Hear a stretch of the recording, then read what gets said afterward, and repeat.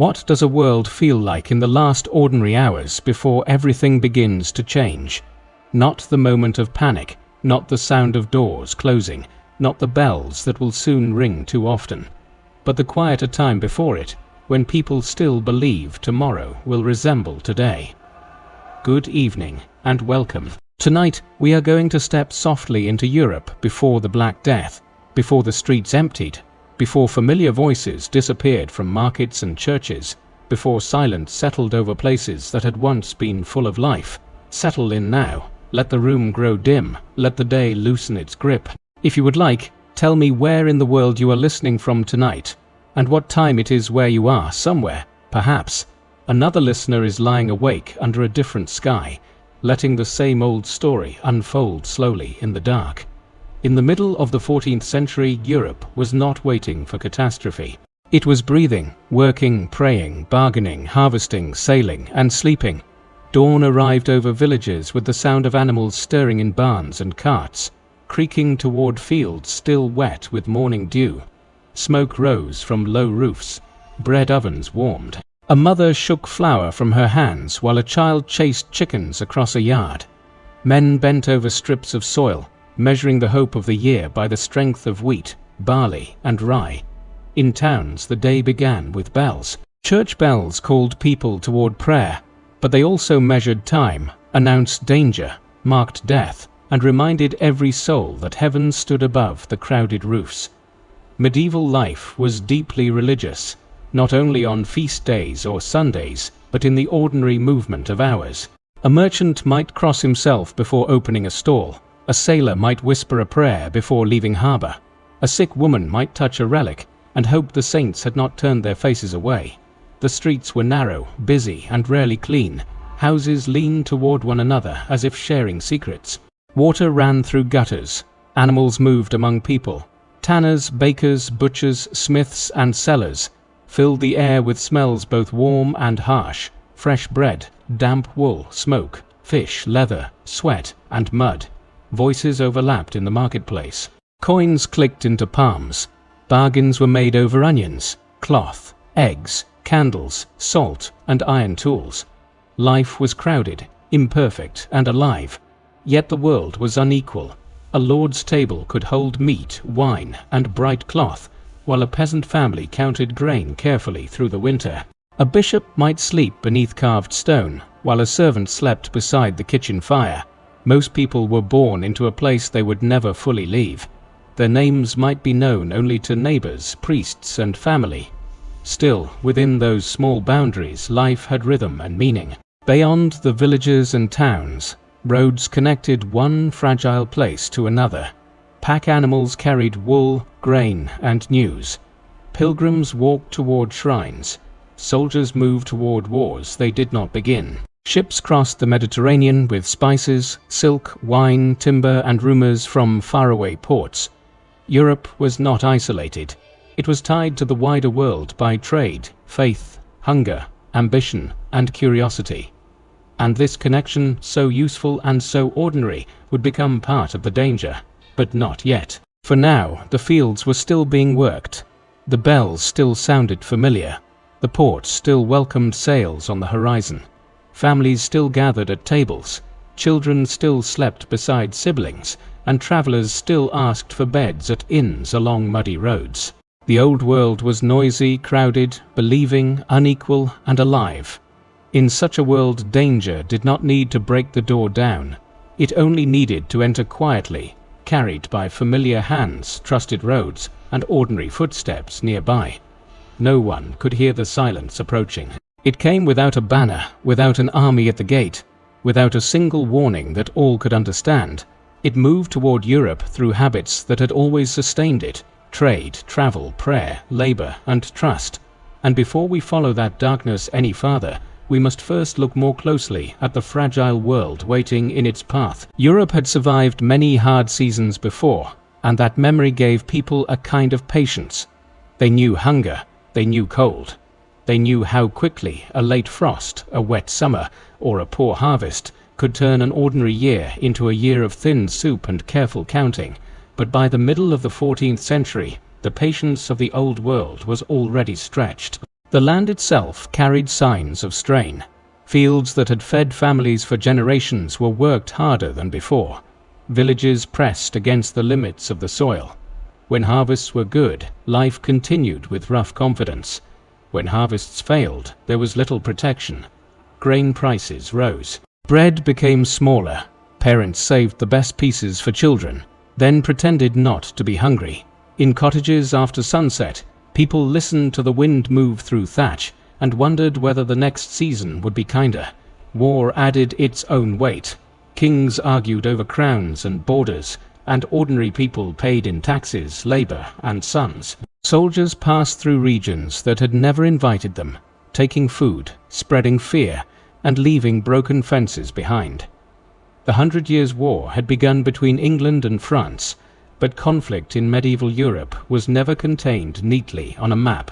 It moved through roads, fields, towns, and memories. Towns were growing, but growth did not mean safety. Walls held people close together. Streets were narrow. Waste had few places to go. Water could be fouled by animals, workshops, and human need.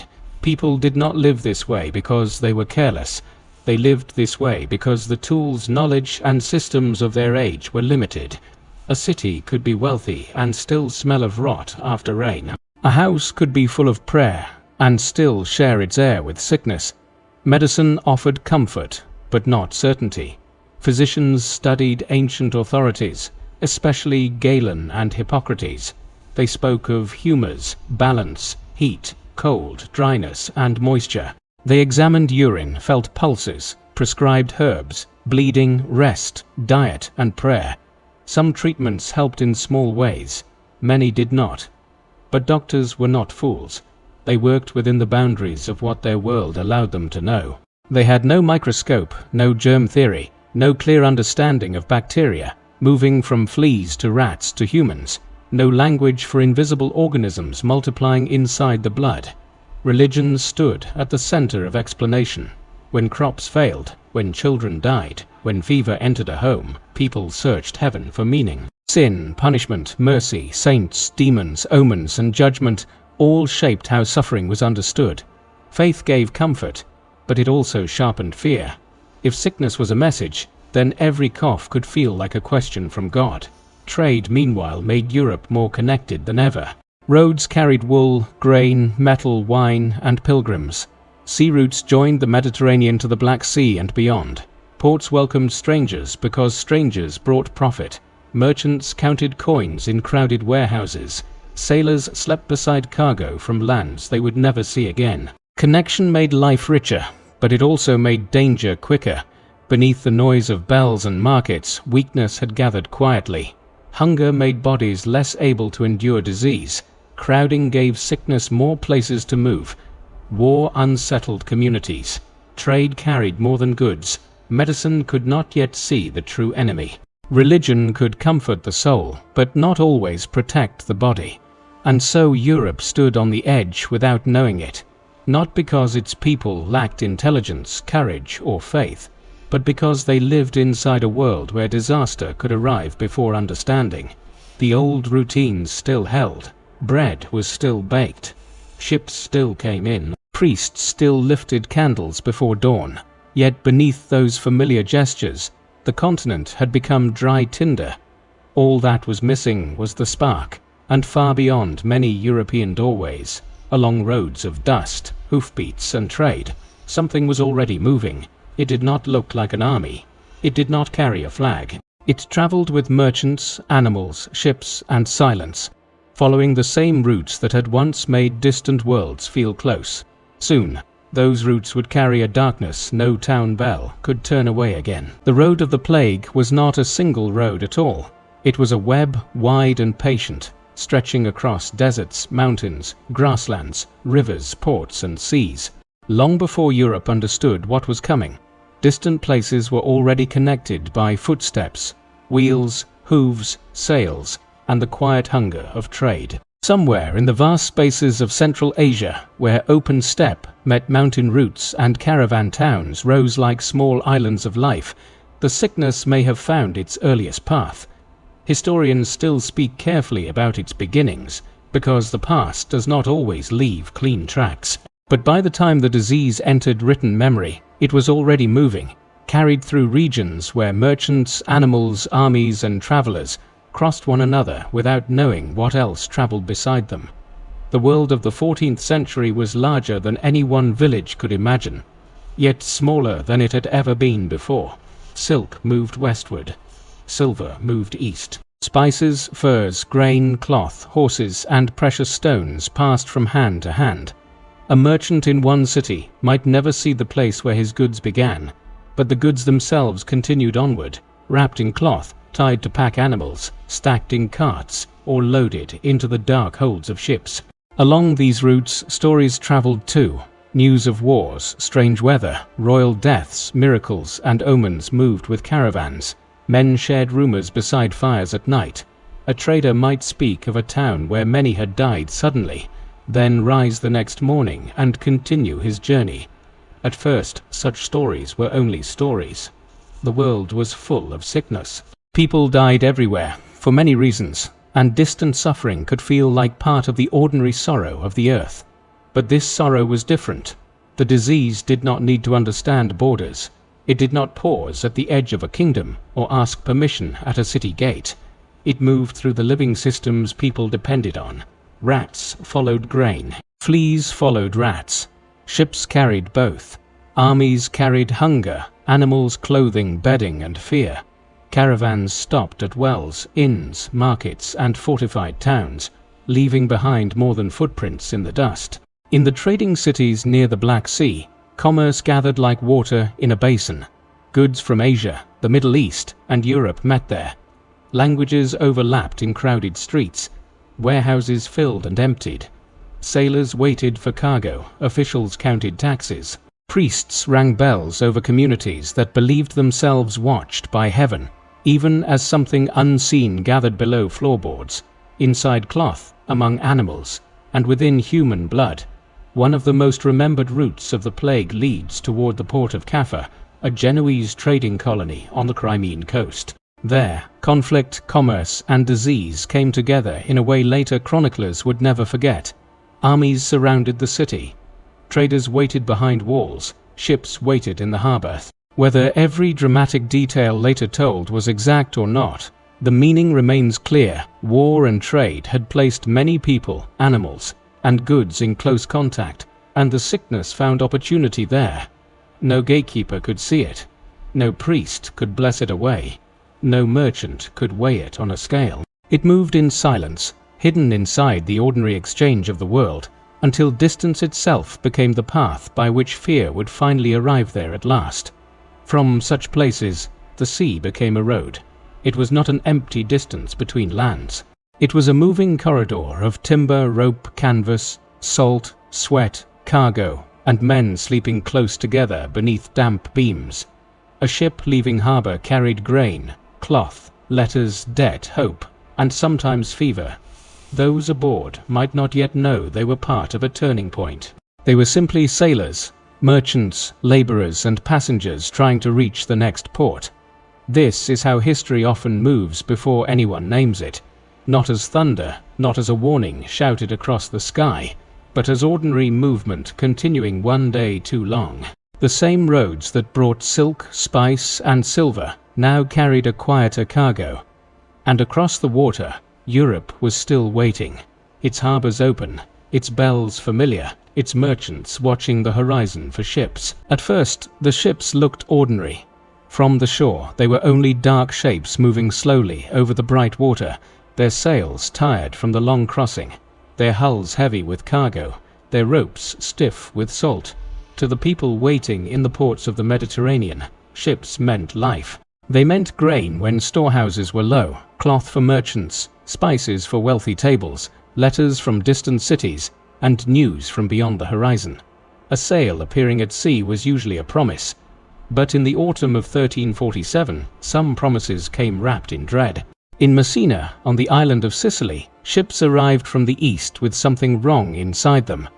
The harbor was used to noise, shouted orders, gulls circling above masts, bells sounding from churches, dock workers calling to one another as barrels rolled across wet planks. Yet as these vessels came closer, the familiar rhythm broke. Men on deck did not move with the quick strength of sailors nearing land. Some leaned against rails.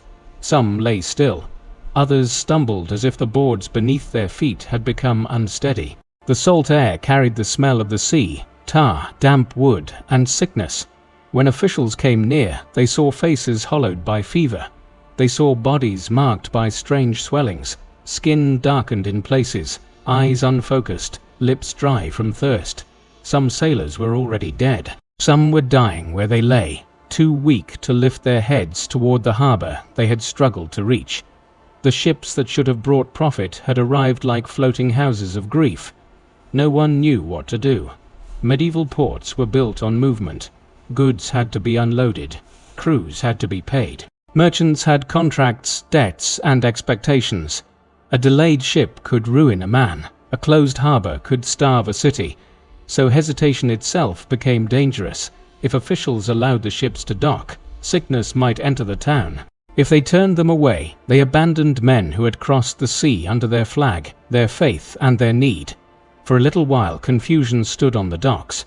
Townspeople watched from a distance, whispering beneath the cries of gulls. A mother pulled her child back from the quay.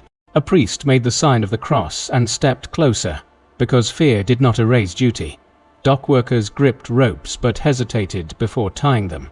Men who had spent their lives near storms, blood, hunger, and shipwreck suddenly found themselves afraid of something they could not see clearly. The danger was not a pirate banner or fire on the water. It was breath, it was cloth, it was the hand of a sick man reaching toward the shore. Messina would not be the last. From one port to another, the pattern repeated in different forms. Genoa heard rumors before it saw proof. Venice, rich and watchful, understood that ships were both treasure and threat. Along the coasts, harbors that had welcomed trade for generations began to look at approaching sails with suspicion. The same sea that connected cities now seemed to carry judgment across its surface. Some ships were ordered away. Some were allowed in too late or too briefly. Some crews were already beyond saving. But disease did not require permission to disembark. Rats slipped through ropes and cargo. Fleas moved in darkness. Clothes, bedding, grain sacks, and human bodies carried the unseen traveler farther than any official order could follow. The fear of ships changed the mood of the ports. Bells rang differently. The creak of rope against wood no longer sounded entirely like work. Warehouses, once symbols of prosperity, became places where danger might hide in folded cloth or spilled grain. The horizon itself became uncertain. Every sail raised a question no town council could answer. What if the next ship brought not wealth but silence? And so the plague crossed from rumor into presence. It stepped from deck to dock, from dock to street, from street to house, carried by the same habits that had always fed the cities of Europe. The harbors had been doors, and for centuries those doors had opened toward the wider world. Now, quietly, they opened toward death itself. The first sign was often mistaken for ordinary illness. A person woke with heat behind the eyes, a heaviness in the limbs, a thirst that did not pass, and the strange weakness that makes even sitting upright feel like work. In another season, with another sickness, a family might have waited, brought water, laid a cool cloth across the forehead, and hoped the fever would break by morning. But this fever did not behave like the fevers people knew. It rose quickly. It took strength from the body with frightening speed. A man who had carried sacks through the market yesterday might be unable to stand today. A woman who had kneaded bread at dawn might be lying silent before nightfall, listening to voices around her grow soft with worry. Children, parents, servants, priests, merchants, and beggars all became equal beneath its touch.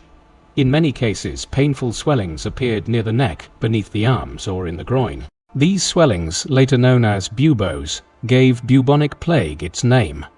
To medieval eyes, they were not medical evidence in the modern sense. They were signs, warnings written on the body itself. Families stared at them with fear, because the skin had begun to speak a language no one could translate. Some victims developed dark patches on the skin, marks caused by bleeding beneath the surface. To those who saw them, these shadows looked like corruption moving outward, as if the body were revealing an inner battle already lost. It is easy, from far away in time, to speak of symptoms calmly, but inside a small room, with a candle burning low, and someone breathing unevenly on a straw mattress, knowledge mattered less than quiet helplessness in the darkened room. Physicians came when they could. They examined the sick through the learning they had inherited, the balance of humors, the condition of the air, the movement of planets, the quality of blood, the will of God. Some wore protective coverings or carried herbs and scented substances, believing sweet smells might defend them from corrupted air. They asked questions. They touched pulses. They offered mixtures, bleeding, prayers, and advice to keep rooms clean and spirits steady. They were not foolish men. They were standing at the edge of a truth their world had no instruments to see. There was another form, even more terrible in its swiftness. When the infection entered the lungs, breath itself became dangerous. A cough could carry death from one person to another. The sick struggled for air, their chests tightening as if the room had grown smaller around them. This was pneumonic plague, though those who watched it unfold did not have that name. They only knew that someone could be speaking in the morning and gasping by evening. And sometimes the sickness moved through the blood with such speed that there was almost no time for explanation at all. Septicemic plague could bring collapse before swellings fully formed, leaving families stunned by how suddenly life had slipped away. A cup remained beside the bed. A coat hung near the door. Work waited unfinished. The ordinary objects of a room became witnesses. This was one reason the Black Death felt almost supernatural. It did not always give people time to understand, prepare, confess, forgive, or say farewell. It entered homes and shortened the distance between health and death until that distance seemed impossibly thin. Still, people tried to care for one another. A daughter dipped cloth into water. A monk whispered prayers over a stranger. A physician returned to a street he feared. A mother held a child even when everyone warned her not to come too close. Fear was everywhere, but so was love, and sometimes love moved closer when wisdom said to step away. The body had become the first messenger of the plague. Before governments understood, before churches could explain, before towns changed their laws, the message appeared in fevered skin, swollen flesh, dark marks, and failing breath. Something was wrong beyond the reach of familiar remedies. And because no one could see the true cause, the search for meaning turned upward, outward, and inward, toward heaven, stars, air, sin, rumor, and fear itself. When people cannot see the thing that is hurting them, they search for shapes around it. In the plague years, those shapes were everywhere. They appeared in sermons, in the movements of stars, in the smell of the air, in rumors whispered at wells, in the uneasy silence between neighbors. The disease had entered the body, but confusion entered the mind, and confusion needed somewhere to go. For many, the first explanation was spiritual. Medieval Europe was a world where God was not distant from daily life. He was present in the harvest, the birth of a child, the outcome of war, the recovery of the sick, and the suddenness of death. If suffering arrived on a scale no one could understand, then many believed it must carry meaning. Perhaps it was punishment, perhaps it was warning. Perhaps the sins of the world had risen too high, and heaven had answered. Churches filled while they still could. Candles burned before images of saints. Priests heard confessions from people who feared they might not see another dawn. Monks copied prayers, rang bells, buried the dead, and sometimes died beside those they had tried to comfort. Faith gave people words when medicine had few, but it also made the terror feel moral. A fever was not only a fever. It might be a message doctors searched too, using the knowledge available to them. Many believed in miasma, corrupted air that entered the body and poisoned its balance. Bad smells, rotting matter, unusual weather, and crowded streets all seemed suspicious. People burned herbs, carried flowers, opened windows, closed windows, avoided foul places, and tried to protect themselves with scent. In a world without germ theory, air felt like a reasonable enemy. It touched everyone. It moved invisibly. It could not be held. Astrologers looked upward. The heavens had long been thought to influence earthly affairs, from kingship to weather to the health of the body. Some pointed to unusual planetary alignments, the meeting of powerful planets, as signs that the natural order had shifted. To modern ears, this may sound strange, but to medieval minds the sky was not empty. It was a vast clock of meaning, and if the earth had fallen into disaster, perhaps the stars had announced it first. But fear does not always remain gentle. When suffering grows too large, people may look for someone to blame. Rumors spread that wells had been poisoned. Suspicion fell on outsiders, travelers, beggars, foreigners, and Jewish communities who were falsely accused of causing the plague. These accusations were untrue, but fear can become cruel when it is given a target. Across parts of Europe, innocent people were attacked, expelled, or killed, not because they had brought the sickness, but because terrified communities wanted the invisible to wear a human face. This was one of the darkest shadows of the Black Death. The plague harmed bodies, but panic harmed conscience. A town that had once shared bread could turn suspicious. A neighbor could become a threat. A stranger could become an explanation. And once fear dressed itself as certainty, it could move almost as quickly as the disease. Inside homes, families tried to make sense of smaller signs. Was the illness in the air from the marsh? Was it carried by clothing? Was it punishment for hidden sin? Should they flee, pray, burn incense, confess, fast, or lock the door? Every choice felt heavy, because every explanation was incomplete. People needed answers not because they were weak, but because uncertainty is difficult to survive. The mind wants a pattern. It wants cause and effect. It wants to believe that if the danger can be named, it can be controlled. But the plague resisted naming. It passed through prayerful towns and sinful ones, through palaces and cottages, through monasteries and markets. It moved beneath every explanation, indifferent to the meanings people placed upon it. And as those meanings failed to stop it, Europe began to change not only in body, but in spirit. Fear left the private room and entered the street. Soon, the question was no longer only why this was happening, but how anyone could continue living while the bells kept ringing. Europe did not fall silent all at once. At first, the change was small enough to explain away. A stall remained unopened in the market. A familiar baker's voice was missing at dawn. A neighbor who usually swept the doorstep did not appear. The church bell rang for a funeral, then later for another, and then so often that people stopped asking whose name had been added to the day's sorrow. The marketplace, once the heart of ordinary life, began to lose its rhythm. Fewer carts rolled in from nearby villages. Fewer hands reached for bread, onions, cloth, and salt. Merchants stood behind their tables with careful distance between themselves and the crowd. Coins were accepted more slowly. A buyer might hold out a hand, then draw it back, suddenly aware that touch itself had become uncertain. The air still smelled of straw, smoke, fish, wool, and damp stone, but something in the sound had thinned. Even daylight felt softer, as if dust and worry had lowered a veil across the familiar shape of the town itself by noon. Fear changed the way people moved. Where once neighbors leaned close to share news, they now spoke from across thresholds. Doors that had opened freely in the morning stayed barred. Windows were shuttered.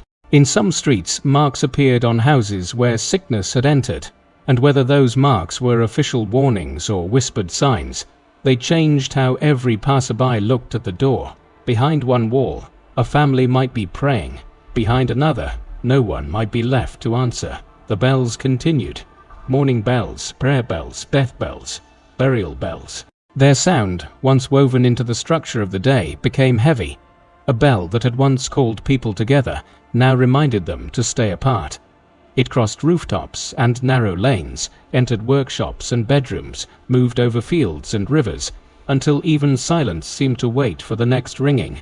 Shops closed not because traders had, but because traders had. A tailor's needle lay beside unfinished cloth. A potter's wheel dried with clay still fixed to it. A blacksmith's fire went cold. At inns along the road, fewer travelers asked for beds. Those who did arrive were watched carefully, their coughs measured, their faces studied by candlelight. Hospitality, once sacred, became dangerous. In the countryside, the change came differently. Fields still needed hands, animals still needed feeding, and grain did not wait for grief to pass. Yet cottages emptied. Oxen stood idle. Tools were left leaning against fences. A strip of land that should have been weeded remained wild. In some places, harvests failed not because the earth refused to give, but because there were not enough living hands to gather what had grown. And still, life tried to continue. A mother boiled water. A priest walked toward a house no one else would enter. A child sat quietly beside a cold hearth, listening for footsteps that might not return. Someone carried bread to a neighbor and left it at the door. Someone else crossed the street to avoid a friend. These were not simple acts of kindness or cruelty. They were choices made under fear, when every human closeness could mean comfort, danger, or both. Europe withdrew room by room, street by street, village by village. The plague did not need to destroy every wall to change the world inside them. It only had to make people afraid of breath, of hands, of crowds, of the ordinary nearness that had once made life bearable. In the great cities, silence gathered in layers. First the laughter faded, then the bargaining, then the footsteps. Finally, there were streets where dogs moved more freely than people, where wind pushed dust along stones, where bells rang over doors that did not open. The continent had not stopped living, but it had begun to hold its breath. And inside that held breath were thousands of private decisions: stay or flee, help or hide, pray or doubt, open the door or keep it closed. As the streets emptied, the plague moved deeper into the heart of human life, asking each person what fear would make of them, and what love could still endure. Fear did not make everyone the same. As the plague moved through Europe, it revealed how differently people could answer the same impossible question. When sickness entered a house, should one stay beside the bed, or step away before the fever reached another body? Should a parent hold a child close, or send that child to relatives in a village not yet touched? Should a priest enter the room, knowing the prayer he offered might be the last sound he spoke? There were no easy answers, only human beings standing in the narrow space between love and survival. Some fled. They left towns before the gates closed, carrying coins, clothing, bread, and fear. Wealthy families withdrew to country estates, hoping cleaner air and distance would protect them. Merchants abandoned shops. Servants slipped away at night.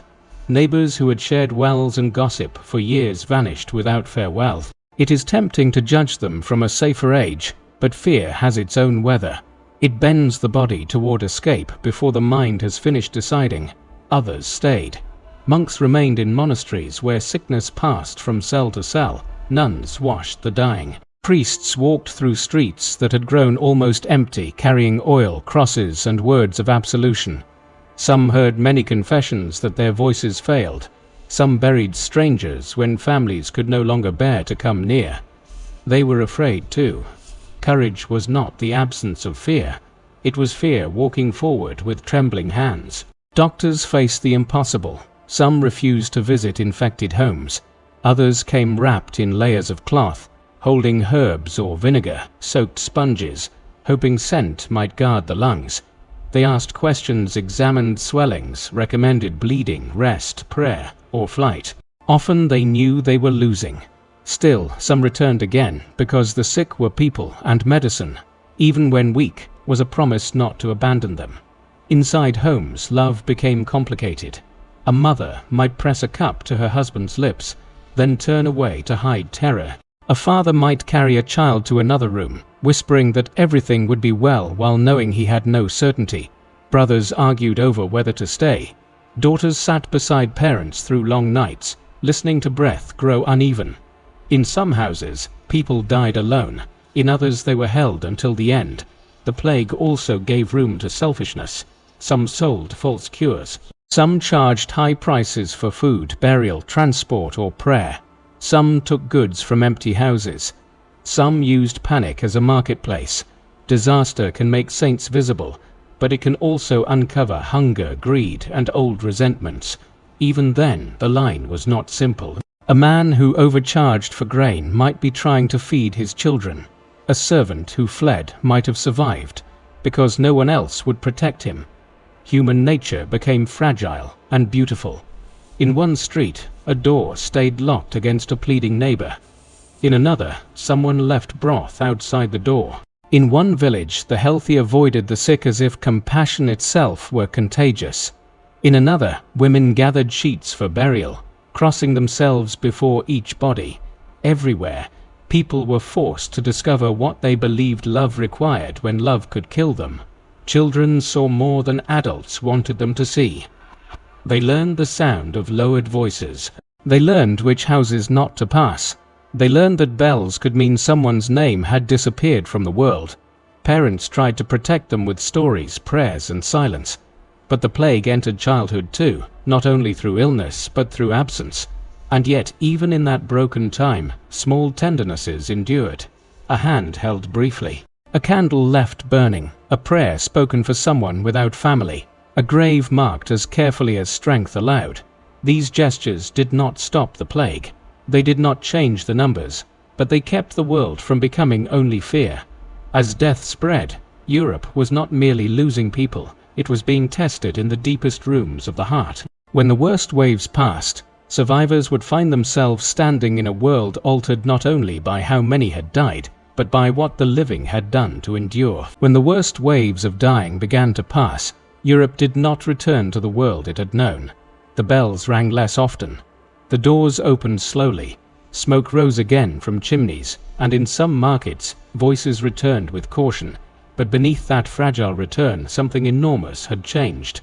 There were simply not enough hands left. In the countryside, this was felt first in the fields. Land that had once been crowded with laborers now waited under open sky. Wheat ripened without enough people to cut it. Vines grew wild. Sheep wandered farther than they should. Ploughs stood in sheds, their wood drying, their iron dark with disuse. A lord could own acres, barns, mills, and rights, written carefully on parchment. But parchment could not harvest grain. For generations, much of medieval society had depended on a simple imbalance. Landowners held power because many peasants needed access to land. Labor was plentiful. A worker could be replaced. A family that complained too loudly could be pressured, fined, or driven back into obedience by hunger. The old order did not feel temporary to those who lived inside it. It felt like weather, like law, like the way God and custom had arranged the earth. But after the plague, surviving laborers became precious. A man who could plow, reap, repair fences, tend animals, or thresh grain now had choices his father might never have imagined. A woman who brewed, spun, baked, washed, or worked in harvest could ask for better payment. A servant might leave one household for another. A tenant might bargain. A village that had once bowed its head could now look at empty fields and understand, quietly, that the work could not continue without them. The silence in the fields became a new kind of power. A ploughman who once lowered his eyes before the manor steward could now listen to offers from another village and understand that hunger had changed sides for a little while. Landlords felt it with alarm. Rents were harder to collect. Estates produced less. Wages rose because need had risen. In England and elsewhere, authorities tried to force wages back to old levels, as if law could command the dead to return or make the living forget their worth. Rules were written. Punishments were threatened. Officials insisted that laborers accept the same conditions as before, but the before had vanished. In towns, the changes were different, but just as deep. Workshops needed apprentices. Guilds needed members. Builders, weavers, bakers, carters, masons, and servants found that their skills mattered more in a world of absence. Some streets remained scarred by loss, yet others became places of opportunity for those who had survived. Empty houses changed hands. Inheritance moved unexpectedly. A younger son might receive property no one had planned to give him. A widow might control goods, rooms, or trade in ways that would have seemed unlikely in an older, more crowded world. Known of this made the plague good. It was not a gift hidden inside suffering. The cost had been too high, and every new opportunity stood beside a grave. But history rarely changes in only one direction. The same catastrophe that destroyed families also disturbed systems that had seemed permanent. Death had torn holes in society, and through those holes old arrangements began to loosen. Still, change came unevenly. Some survivors remained poor. Some landlords adapted. Some rulers tightened control. Some villages disappeared entirely, their names fading into records while grass covered the last paths. Yet everywhere the question had shifted. Who had value when labor was scarce? Who could demand payment? Who could leave? Who could refuse? Europe had gone silent, and then slowly the survivors began to hear their own importance. In the quiet after the plague, power did not disappear from castles, courts, or churches, but it was no longer held quite the same way. The hands that remained were fewer, stronger in bargaining, and more aware that the old world had depended on them all along. And as fields, wages, and towns changed, so too did the inner life of Europe, where memory, faith, and fear would carry the plague's shadow long after the bodies were buried. The plague did not truly end when the worst dying slowed. In many towns the graves were filled, the doors opened, and the market returned in pieces. A baker lit his oven again. A woman swept dust from a shop that had been closed for months.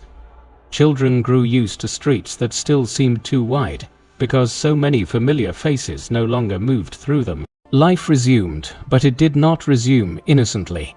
The churches felt this most deeply. During the plague, priests had stood between fear and eternity, offering confession, burial, and comfort when comfort was all that remained. Many had died doing it. In the years after, some communities remembered them with gratitude. Others looked at empty pulpits, hurried burials, and answered prayers, and wondered why holy men had been as helpless as everyone else. Faith did not disappear. It became more troubled, more intense, more aware of death standing near the altar. People prayed differently after the Black Death. They gave money for masses to be said for the dead.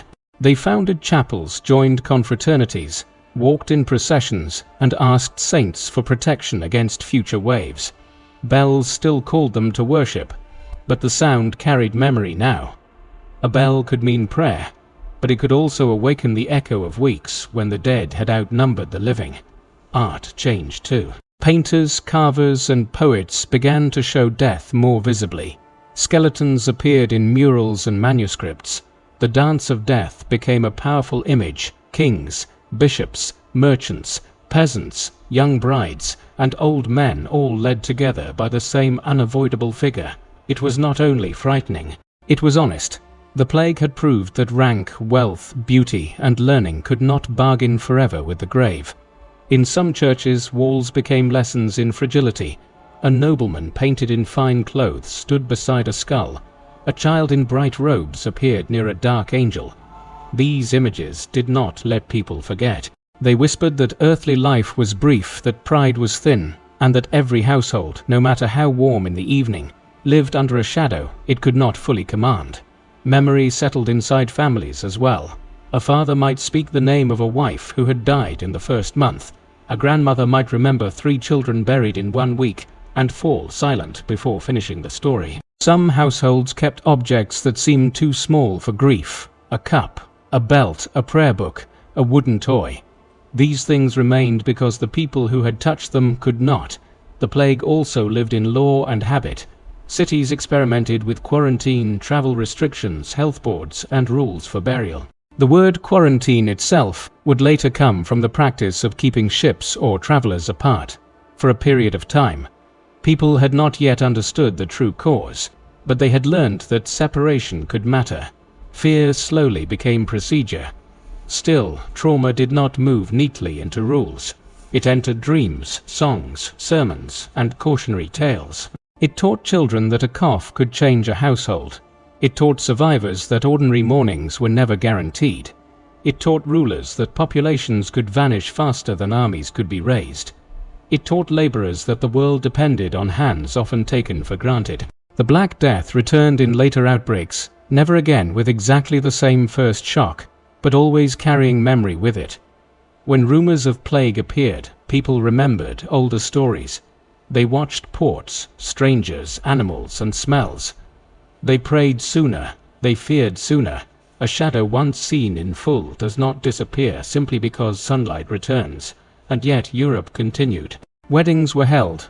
Fields were planted, apprentices learned trades, churches filled with voices again, though the voices were fewer and perhaps deeper. The long shadow of the plague remained, but people learned to live beside it, carrying their dead in memory while rebuilding the days ahead. In that listening, there was grief, caution, and a quieter wisdom, born from the knowledge that life could be ordinary one evening and unrecognizable by dawn, without warning at all again. The silence had not erased Europe. It had changed how Europe listened. At last, the bells grew fewer. They did not stop in a single day. No town woke to find grief finished. No village opened its doors and stepped back into the world as it had been. The fading came slowly, like mist lifting from a field after a long cold night. 1 week passed with fewer burials. Then another, a market reopened with only a handful of stalls. A blacksmith lit his fire again. Somewhere a child laughed, and the sound startled the adults because joy had begun to feel unfamiliar. Europe had survived, but survival was not the same as returning. The plague had taken parents, children, priests, rulers, servants, farmers, sailors, and strangers whose names were never written down. It had emptied beds, fields, workshops, and churches. It had shown people how thin the wall could be between an ordinary morning and a world no one recognized by evening. And yet, people continued. They planted again, even in soil beside graves. They repaired doors that had stayed closed for months. They married, baptized, traded, prayed, argued, remembered, and slept beneath roofs where absence still had a place at the table. The old confidence was gone, but life, patient and wounded, began to make its small claims upon the earth. The Black Death changed Europe not only through death, but through memory. It taught that power could weaken, that certainty could fail, and that the poorest hands might become precious when the world had too few of them. It taught that fear could divide neighbors, but also that compassion could survive in rooms where hope had grown very small. The silence remained inside the stories people told. It lived in painted skeletons, in prayers for the dead, in laws about ships and sickness, in the way a town listened when rumors of fever returned. The plague passed, but it did not vanish. It became part of Europe's memory, a shadow behind later centuries, a warning carried quietly beneath the sound of rebuilding. Tonight, we leave that old world where the bells have finally faded into the distance. The streets are still, the candles are low, and the names of the lost rest where history keeps them. Ordinary life is fragile, but people continue. And now, as the dark grows gentle around you, there is nothing more you need to carry. Let the old bells fade, and let yourself rest.